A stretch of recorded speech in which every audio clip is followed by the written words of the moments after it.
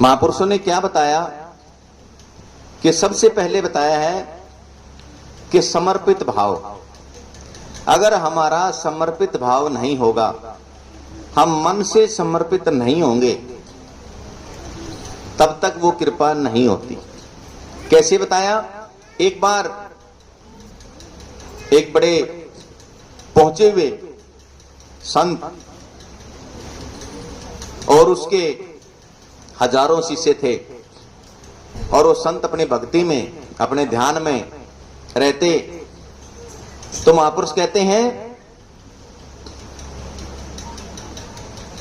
कि एक 10-12 साल का बच्चा, उसका ना किसी से लोभ, ना लालच, ना कुछ और किसी प्रकार की बातें थी,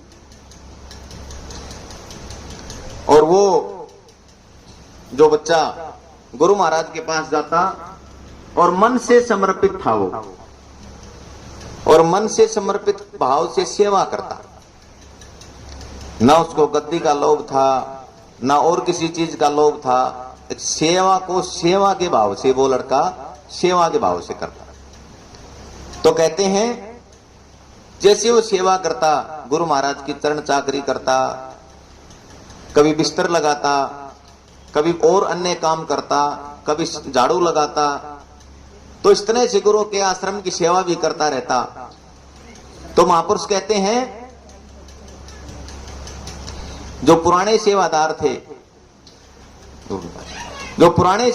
थे,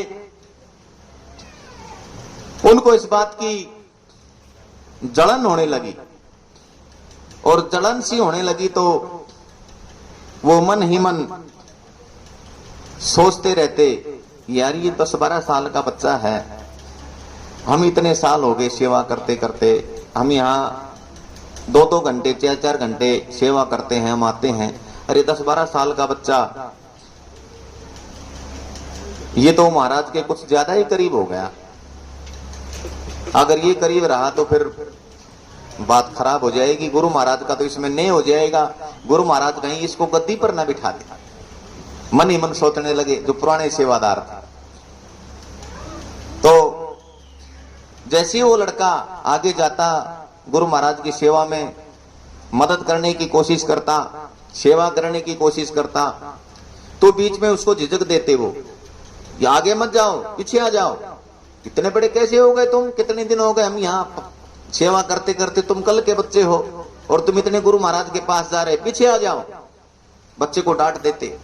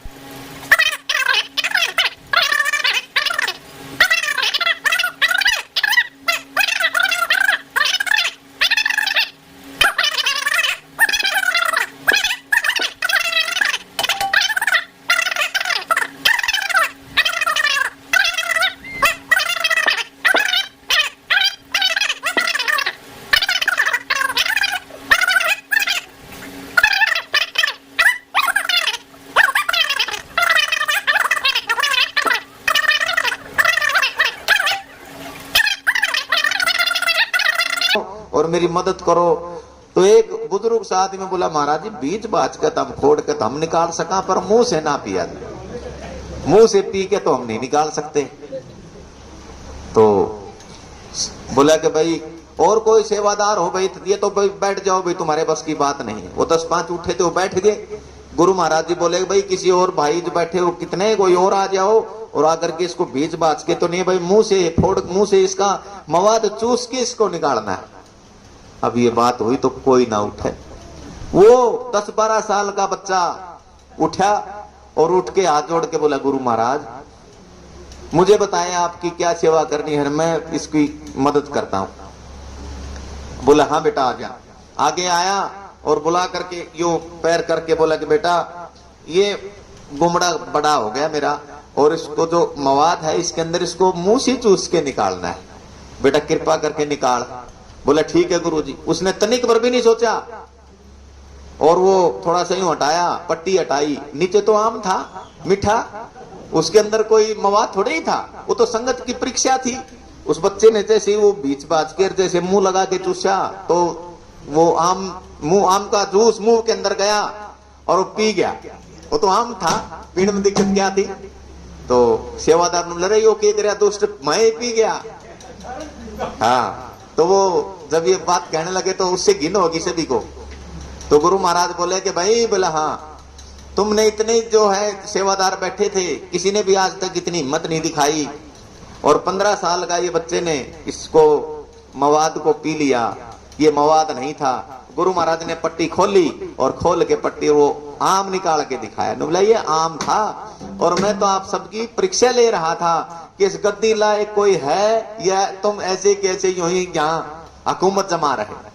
तो कहने का भाव है कि घर के अंदर भी, आश्रम के अंदर भी वही व्यक्ति कामयाब है जो आश्रम के अंदर वही महान उस गद्दी पर बैठ सकता है जिसके अंदर प्रेम हो, जिसके अंदर दया हो, जिसके अंदर करुणा का भाव हो, वही आश्रम चला सकता है। और गुरु जिसका नाम है वो बहुत बड़ी ताकत का नाम होता है। और कहते हैं सामर्थ्याई जिसके अंदर आती है वही गद्दी पर बैठता है। और संसार के आजकल के तो जो लोग हैं दाढ़ी बढ़ा लेते हैं, केस रखा लेते हैं और उनके अंदर कोई सामर्थ्याई नहीं। वो बुगले की बाती जैसी बुगला होता है और बुगला एक टांग के ताड़ पानी में खड़ा रहता है और जब उसको अवसर मिलता है झप से वो मछली को पकड़ लेता है। आज के तो ऐसे हैं, ऐसे लोगों से सावधान। सच्चा है।